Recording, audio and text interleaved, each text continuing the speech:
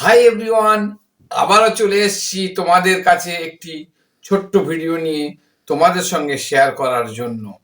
আমরা অনেকে জানি সোশ্যাল মিডিয়া জগতের মধ্যে হোয়াটসঅ্যাপ হলো একটি জনপ্রিয় মেসেজিং অ্যাপ। এই হোয়াটসঅ্যাপের মাধ্যমে আমরা বিভিন্ন সময় আমাদের দৈনন্দিন জীবনের বিভিন্ন ফটো, ভিডিও ও অন্যান্য ফাইলগুলি একে অপরকে শেয়ার করে থাকি। কিন্তু যে সমস্ত ফটো আমরা হোয়াটসঅ্যাপ অ্যাপের মাধ্যমে অন্যজনকে শেয়ার বা পাঠিয়ে থাকি, সেই সমস্ত ফটোগুলি বেশিরভাগই কম্প্রেস বা সংকুচিত হয়ে প্রাপকের কাছে পৌঁছায় এবং ফটোর অরিজিনাল কোয়ালিটি বজায় থাকে না।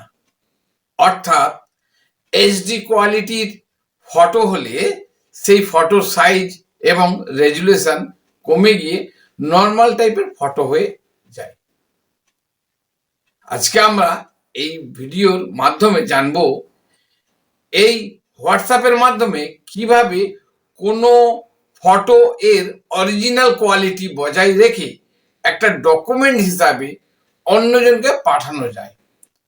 অর্থাৎ কোনো ফটোর কোয়ালিটি কম্প্রেস বা সংকোচন হবে না, একদম ক্রিস্টাল ক্লিয়ার ভাবে অন্যজনকে পাঠানো যায়।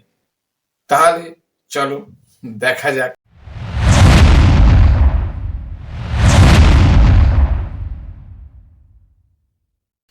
এর জন্য আমি আমার মোবাইলে যে হোয়াটসঅ্যাপ অ্যাপ আছে সেটাকে ট্যাপ করে আমি ওপেন করব।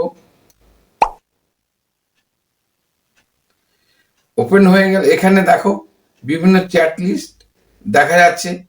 এই চ্যাট লিস্টের মধ্য থেকে যাকে আমি কোনো ফটো পাঠাতে চাই তার নামটা আমি ট্যাপ করে সিলেক্ট করব।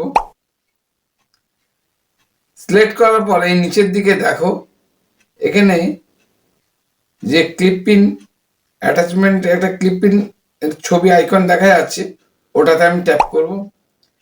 ট্যাপ করার পরে এখানে দেখো বিভিন্ন এগুলো দেখা যাচ্ছে। এর মধ্যে gallery, camera, audio, location, payment এইসব লেখা আছে। এর মধ্যে এখানে দেখো এখানে ডকুমেন্টস আছে, এই ডকুমেন্টসে আমি ট্যাপ করব। ট্যাপ করার পর উপরে দেখো ব্রাউজার ডকুমেন্টস আছে, এই ব্রাউজার ডকুমেন্টে আমি ট্যাপ করব। ট্যাপ করলে এখানে বিভিন্ন ছবিগুলো দেখা যাচ্ছে। এর মধ্যে উপরের দিকে যে ছবিটা আছে মাউসের ছবি, এটাকে আমি ট্যাপ করে সিলেক্ট করব।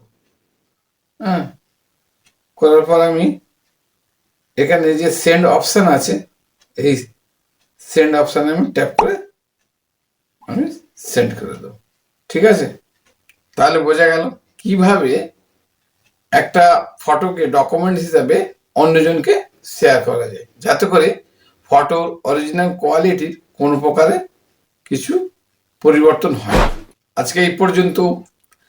আমার ভিডিওটা যদি ভালো লাগে তাহলে অবশ্যই লাইক, শেয়ার এবং সাবস্ক্রাইব করতে ভুলবে না। আর এই ভিডিও সম্পর্কে যদি কোনো প্রকারের প্রশ্ন তোমাদের মনে থেকে থাকে তাহলে অবশ্যই আমাকে কমেন্ট সেকশনে সেটা লিখে জানাবে। আমি যথাসাধ্য চেষ্টা করব সেটা উত্তর দেওয়ার জন্য। ভালো থাকবে, সুস্থ থাকবে, তোমার আগামী দিনটা শুভ।